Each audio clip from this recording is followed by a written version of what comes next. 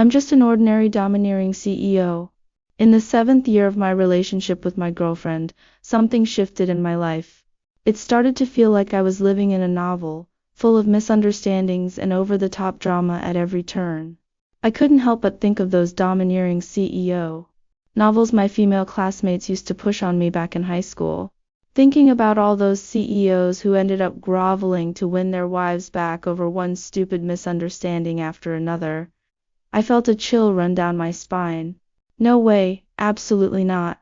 As long as I use my words, there's no way I'll ever end up in that position. I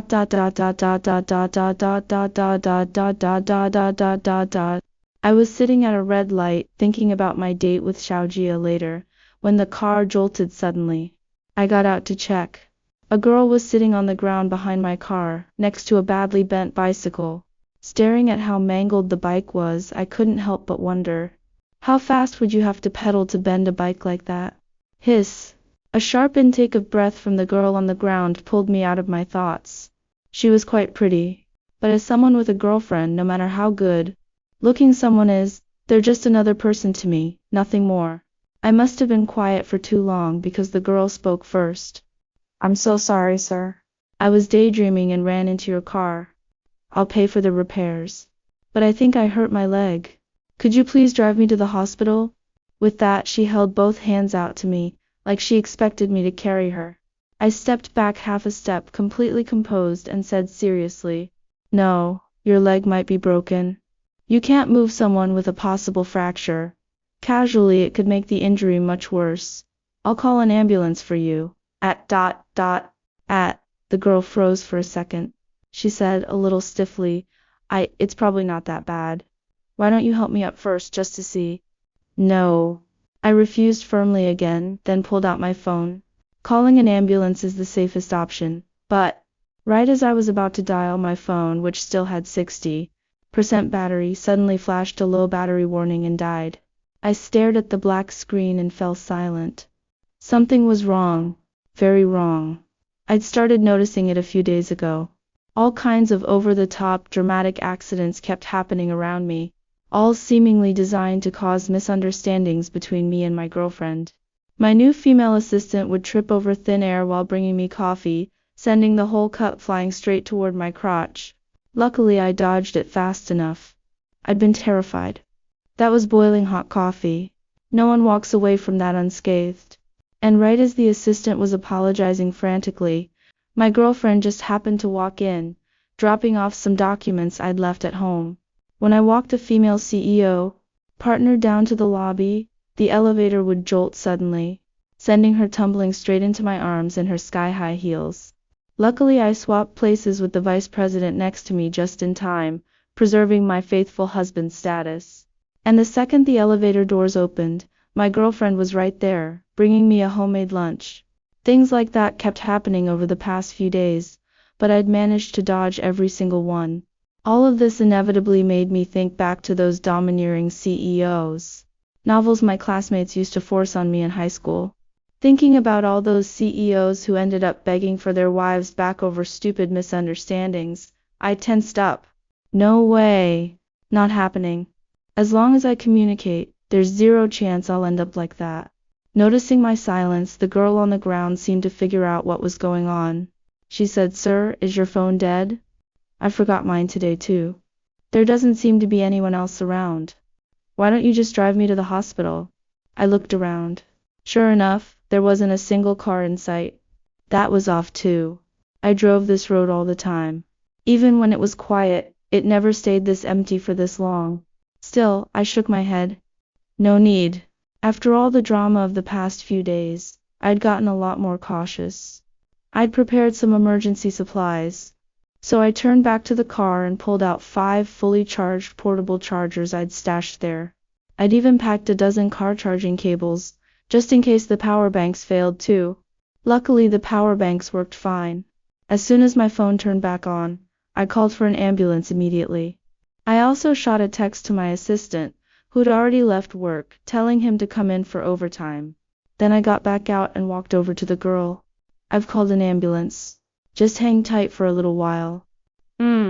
Maybe it was just me, but she seemed Annoyed about something? I didn't bother asking why. Click. What are you doing? The girl looked up, confused. I put my phone away and explained. I'm supposed to have dinner with my girlfriend tonight and we're running late. I'm letting her know what's going on, I added. Don't worry, I'll blur your face out. After sending the photo to Xiaojia, I called her right away. She picked up, and her voice came through. I saw the photo. Did something happen? I explained what was going on, then asked, have you left yet? Today was our 7-year anniversary. We'd planned to go out for dinner and spend the evening together. I was supposed to pick her up after work, but an emergency at the office had kept me late. So we'd agreed to meet at the restaurant instead. Not yet. I was just about to leave. Then don't leave yet. I'll push the reservation back. I'll come pick you up on my way. I figured picking her up myself was the safest way to make sure our 7-year anniversary went smoothly. But what about you?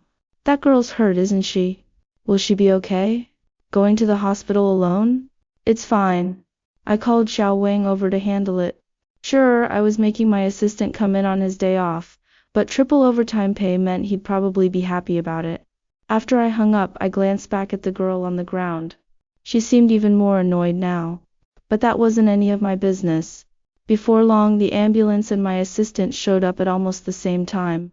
I left everything in my assistant's hands, and drove home to pick up Xiaojia without a single guilty thought. Nothing else went wrong after that. We had a lovely 7-year anniversary, and that night, I proposed to her. She said yes, all. The recent drama had made me a little paranoid, but it also made me realize it was time to take the next step with Xiaojia. We'd started dating in college, 4 years together, and we'd planned to get married right after graduation. But then my family's company ran into trouble, and we had to put it on hold. By the time I'd stabilized the company, Xiaojia's career was taking off, and she was swamped with work. Now all those obstacles were gone. So I'd proposed, and it had gone perfectly. The next day after work, I went back to the family house to talk to my mom about wedding plans. I didn't expect to run into the girl who'd rear-ended me that night again. Yanhee, you're home. I walked over to the sofa, sat down, and greeted my mom. My mom gestured to the girl beside her and introduced her. Yanhee, do you remember? This is Qinzu, daughter of your Uncle Qin. She just got back from abroad. Our families lived close by when you were little. You two used to play together. Uncle Qin had been a good friend of my dad's, but they drifted apart after my dad passed away. Mrs. Qin and my mom had stayed close though. As for Qinzu, honestly, I had no memory of her at all. So I just went along with my mom and said hello. Hello. Qinzu had a bandage around one ankle. She said hello back. I didn't bring up the accident from the other night, but Qinzu brought it up herself. Aunt Zhao, we actually met just a few days ago. I had a little accident, and brother Yanhee drove me to the hospital. My mom looked surprised. Oh? Is that right? I nodded and stated the facts plainly. She ran into my car on a 10-meter wide street with no other cars around. I added. And for the record, my assistant was the one who took you to the hospital. The room went awkward after that. Qinzu quickly changed the subject stiffly. When they were done chatting, I told my mom I'd proposed to Xiaojia. My mom was thrilled. She'd always loved Xiaojia. There was none of that rich family looks down on poor girl nonsense. We set a date for our parents to meet, then I said I should get going. Stay for dinner at least. Not today. I'll bring Xiaojia over in a couple days. Qinzu stood up too. Aunt Zhao, I should head back too. I'll come see you again soon. Qinzu got up limping. My mom looked at me and said, Yanhee Zhaoxu's foot is hurt. Walk her out, will you? Oh no, Aunt Zhao, don't trouble him. I can manage on my own. She took another couple steps, and nearly stumbled. My mom hurried to steady her. Nonsense, don't be silly. Let Yanhee take you home. It's no trouble at all. Qinzu finally gave in, looking sheepish. All right. Thank you, brother Yanhee. She held her hand out slightly to me like she expected me to help her up. I frowned almost imperceptibly, then nodded. All right. But instead of going over to help her, I turned and headed upstairs. When I came back down, I was carrying the wheelchair my mom had used when she broke her leg a couple years back. I unfolded it and set it down in front of her. Get in. Chinzu's mouth twitched slightly, but she didn't say a word in the end. Chinzu sat in the back seat while I drove. I didn't say a word the whole ride. I only gave short answers when she tried to make conversation. When we arrived at the address she'd given me, I got out and set up the wheelchair by the back door. I wheeled her to the elevator only to find an out-of-service sign posted on the door. Chinzu looked a little sheepish. Oh, looks like the elevator's broken. But it's okay, I only live on the 3rd floor. Could you help me up the stairs, Brother Yanhee? I didn't say anything. I just turned and wheeled her toward the stairwell. When we reached the stairs, Chinzu said, "Thanks so much, Brother Yanhee." She started to get out of the wheelchair, but I stopped her. Chinzu looked at me, confused. I glanced at her calmly and said, "It's fine. I've got the strength." Then, to her quiet gasp of surprise, I lifted her, wheelchair and all, and stepped steadily onto the stairs. I carried her all the way up to the 3rd floor in one go, not even slightly out of breath. I parked the wheelchair outside her door and said, "All right, I'll head back first. Keep the wheelchair, you'll need it." Wait a second, Brother Yanhee. Chinzu grabbed my sleeve. "I went to see Aunt Zhao today to drop off some things for my mom, but I forgot one at home. My foot's too hurt to go back for it now. Could you take it to Aunt Zhao for me, Brother Yanhee?" Since she'd asked, I nodded and agreed. I stopped walking, then gently pulled my sleeve free from her grip. Once inside her apartment, she gestured for me to sit down. "Sit for a minute, Brother Yanhee. I'll get you something to drink." I stayed standing and declined. "No need. My fiancé's waiting for me at home for dinner." "Please hurry, Miss Chin." Chinzu said nothing more and turned to go into her room. But a moment later, she came limping back toward me, carrying a glass. "I only just got back from abroad, so the place is a bit messy. Have a drink and rest for a minute, Brother Yanhee. I'll go find it." Watching her wobble unsteadily, I had a bad feeling in my gut. Sure enough, the next second she stumbled, and the drink in her hand went flying straight at me. I dodged to the side at once. But it was like the drink had predicted my move. Every last drop still landed squarely on me. My shirt and trousers didn't escape. Both were left with a huge, obvious stain. I'm so sorry. Chinsu apologized frantically, reaching out to try and wipe it off, but I stepped away. "I'm really sorry, Brother Yanhee. Why don't you use my bathroom to shower? I've got some clothes my cousin asked me to bring back from abroad. You can borrow those for now." I glanced down at the mess on my clothes and refused firmly. "No need. I'll wash up when I get home. Just go find the thing you were going to give me." Leaving aside the fact that I would never shower at a stranger's place, especially a woman I barely knew, I had a hunch. If I'd said yes, Xiaojia would have called me the second I stepped into the bathroom. Chinsu tried to persuade me a few more times, but I turned her down every time. Finally, under my urging, she found the item for my mom. I took it and left immediately. When I got home covered in stains, Xiaojia looked surprised. I explained what had happened, and she didn't think much of it. "Go take a shower first then. I'll start dinner." After my shower, we had a simple but warm dinner together. Afterward, I washed the dishes while we talked about wedding plans. When we were getting ready for bed, my phone rang. It was an unknown number. I hung up straight away. Not answering suspicious unknown numbers is a good habit. It helps avoid scams. But soon after, I got a new friend request on WeChat. "Brother Yanhee, it's Chinsu. I have something to tell you." I hesitated for a second, then accepted. Right after we added each other, Chinsu called me via voice chat. "Brother Yanhee, why didn't you answer my call just now?" I didn't explain. I just asked, "What is it?" "Well, I found a USB drive at my place." "Did you drop it, Brother Yanhee? A USB drive?" I stood up to check, and sure enough, the USB drive I'd brought home from work was gone. But I'd barely moved it all while I was at her place, and I'd kept it securely in my pocket. How could I have dropped it without noticing? I couldn't figure it out, but the files on that drive were important, and I needed them in the next couple of days. So I said, "Please hold on to it for me. I'll send someone to pick it up tomorrow." From the other end of the line, Chinzu said, "But I'm going out of town for a few days tomorrow. My flight leaves early in the morning." Why don't you come get it now, brother Yan? Or wait until I get back in a few days? She had an injured foot and was still going out of town? I was confused, but since she'd said it, I just replied, I'll come by in a bit. After I hung up, I had a strong feeling that if I went back to her place, moreover the top drama would be waiting for me. A man's intuition can be pretty accurate sometimes. I didn't want to go, but I had to get the USB drive back. Time to let my assistant Xiao Wang enjoy the thrill of triple overtime pay again. Unfortunately, that wasn't going to work. Xiao Wang's future in-laws were visiting from their hometown for the first time in ages, and he was spending the evening with them. He had to regretfully turn down the triple pay. As someone with future in-laws of his own, I understood completely. Since Xiao Wang couldn't make it, I thought about it for a minute and decided not to ask anyone else. I went to Qin Zhu's apartment and rang the doorbell. The door opened from the inside almost at once.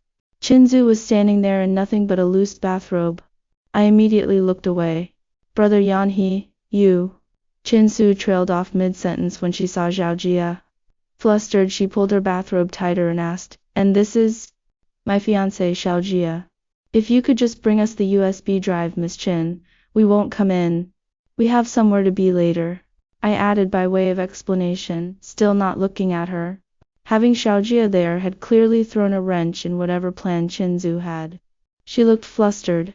With nothing else to say, she went back inside and fetched the USB drive. Once I had the drive, I canceled our late-night walk plan and drove straight home. I had work the next day after all. Night walks could wait. When we got home, Zhao Jia asked, Okay, what was that all about? I didn't hide anything. I told her everything that had happened over the past couple days. Zhao Jia nodded when I finished. That explains why you suddenly wanted to go for a late walk out of nowhere. Then she teased, my fiancé is so charming. Even beautiful women throw themselves at him. I frowned and said, I don't think that's it. There was definitely something off about Qin Zhu. All the earlier drama could have passed as accidents, but tonight's stunt was clearly deliberate. Taking a bath right before knowing a man was coming over, then answering the door in revealing clothes. Either she had a screw loose or she had an agenda. Her behavior read like seduction, but I didn't sense any real affection from her. So I still wasn't sure what her real goal was, but now that I knew she was up to something, I had someone look into her. But before the investigation came back, Qin Zhu showed up at my office unannounced. I met her in the company reception room. The first thing she said took me completely by surprise. Brother Yan, let's get engaged. No. I refused before she'd even finished speaking. But Qin Zhu seemed to have expected that. She stayed perfectly calm. Brother Yan, don't you want to know who was really behind Uncle Ji's death? My face fell at once.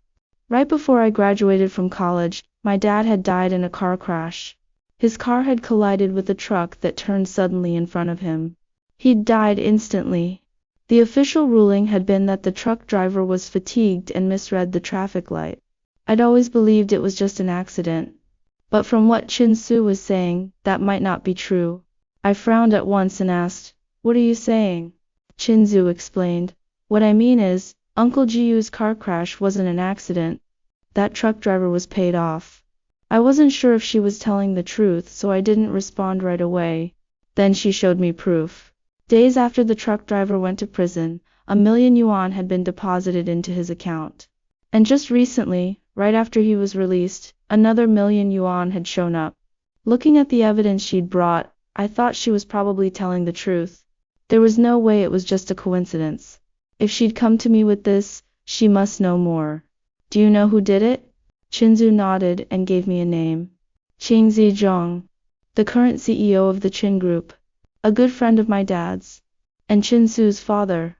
My dad and Qin Zizhong had been on good terms, but their companies had always been competitors. And when the GU Group fell into chaos after my dad's death, the Qin Group had taken advantage and gained a lot. Once the Qin Group had lagged behind the GU Group. Now it was the other way around. If Qin Zizhong really was behind it, it would make sense.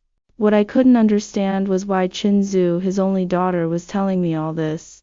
In answer to my question, she explained, Hardly anyone knows this, but the current Mrs. Qin isn't my real mother. My birth mother was killed by Qin Zizhong and that woman. If that woman couldn't have children of her own, I wouldn't be alive today. I didn't know much about Chinzu's relationship with her family, but given that she'd stayed abroad all these years, it probably wasn't good. If what she said was true, avenging her mother would explain everything. For the time being, I believed her. So you came to me because you want us to work together against Qin Zizhong? Yes. Qinzu nodded and laid out her plan. She'd found out that Qin Zizhong still had evidence of the hit, locked away in the company's encrypted file vault. Though she was the sole heir to the Qin group, Qin Zizhong still hadn't let her into upper management. So she wanted me to pretend to be engaged to her, then negotiate a partnership between the GU group and the Qin group under that pretense. With the appearance of our relationship, she'd be able to call a shareholders' meeting. She'd convince the shareholders to put her in charge of the partnership, on the grounds that she'd secure greater benefits for the Qin group. That way, even Qin Zizhong couldn't stop her from moving up to senior management. And once she was in, she'd find a chance to get the evidence out. The rest of Qinzu's plan sounded reasonable enough, but the fake engagement gave me pause. Seemingly sensing my hesitation, Qinzu added, "Relax. There won't be an engagement party. It'll just be verbal." I still didn't agree right away. I said, "I'll talk it over with Xiaojia and get back to you." Xiaojia was my fiancée. Of course I had to ask her opinion before pretending to be engaged to another woman, but at that, Qingzu grew flustered. "No. You can't tell her." Her strong reaction made me suspicious. My gaze turned cold as I stared at her. "Why not?" Qingzu fumbled for an explanation. "What if she finds out and accidentally lets it slip? Besides, she's not part of our world anyway. Why don't we just keep it from her? She'll never have to know." "Wouldn't it be better to tell her after everything's settled?" "No, it wouldn't.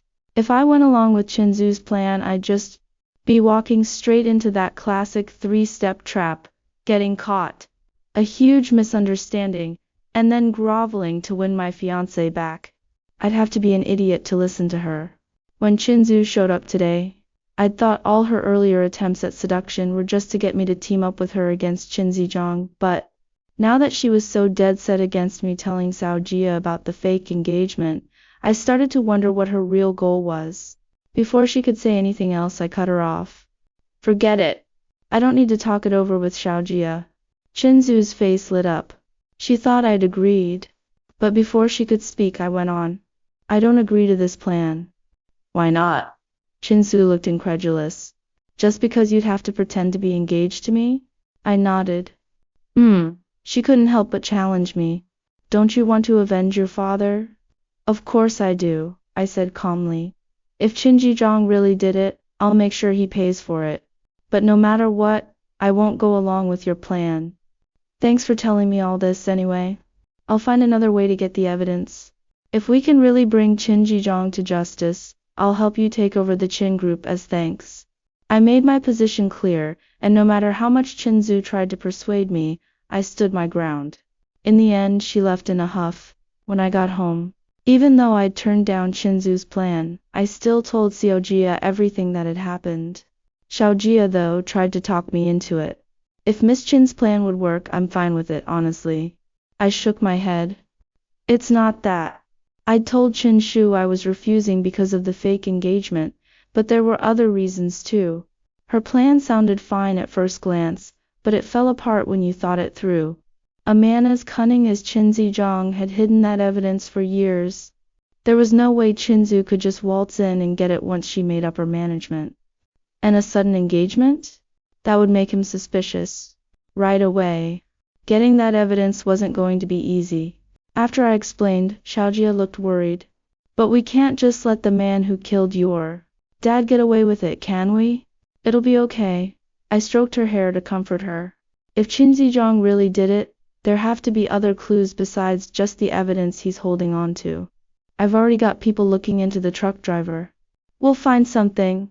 Qin Zizhong was every bit the shrewd old fox he was reputed to be. He'd covered his tracks perfectly. Following the money trail from the truck driver's account led to dozens of people. But on the surface, none of them had any connection to Qin Zizhong at all. Then it hit me. I decided to try a different angle.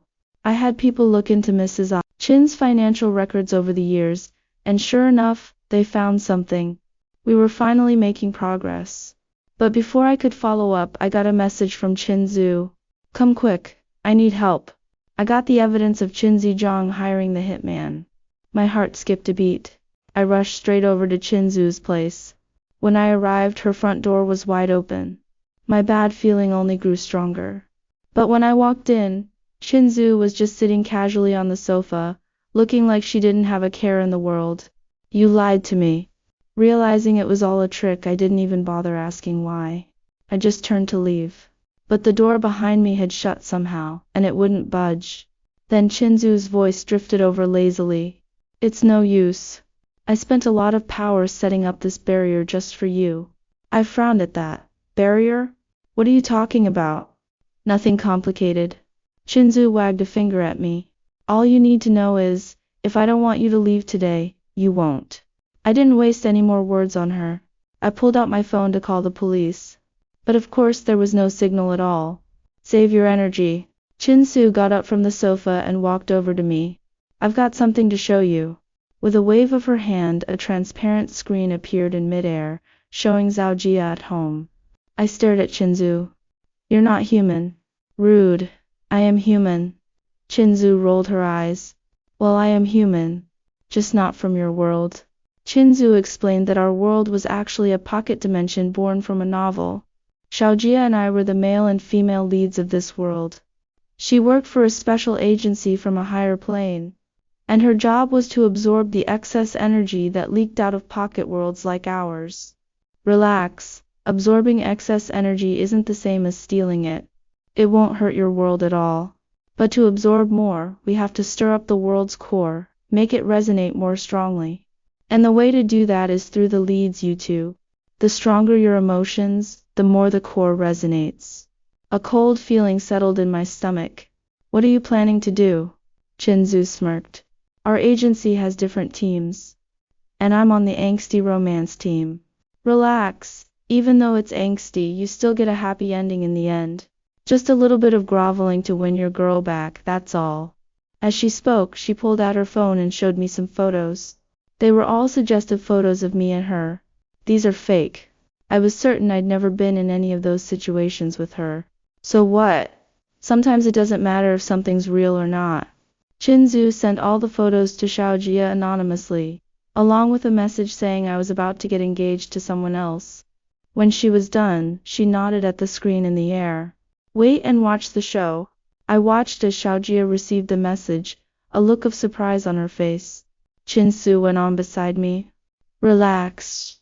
Once she leaves, I'll let you go. Besides, setting up this barrier used up all my energy for this mission. I won't do anything else to either of you after this. All you have to do is grovel a little to win her back, and then you two can live happily ever after. I turned to look at her. She won't leave. Qin Zhu clearly didn't believe me. What? You're being all cozy with another woman and she won't even be mad? I said firmly. Because Zhao Jia knows I'd never be unfaithful to her. She trusts me. So if she gets photos like this, the first thing she'll do is ask me about it. She won't just leave without a word. Right as I finished speaking, Zhao Jia on the screen started calling me. Qin Zhu frowned, clearly surprised things weren't going the way she'd expected. But she quickly regained her confidence. Too bad she can't reach you. She'll never get an explanation. That'll make her leave, right? No, it won't. I shook my head. She'll just worry about me even more. She'll call the police. Sure enough, on the screen, after failing to reach me or anyone I knew, Zhao Jia started to dial the police. Qin Zhu looked genuinely baffled. Why? I don't get it. Something like this happens and you vanish out of nowhere. How is that not a guilty conscience? I sighed. I don't get it either. Isn't this how people who love each other are supposed to react? Why is your way of thinking so messed up? Deep down, though, I knew why. Zhao Jia and I had no unresolved misunderstandings between us. If all those earlier dramatic incidents had actually made Zhao Jia suspicious, and I hadn't explained them right away, maybe things would have gone the way Qin Zhu expected. Seeing that Zhao Jia was about to call the police, I said to Qin Zhu, You can trap me here with your barrier, but you can't stop the police from finding this place, can you? I pass plenty of security cameras on the way here.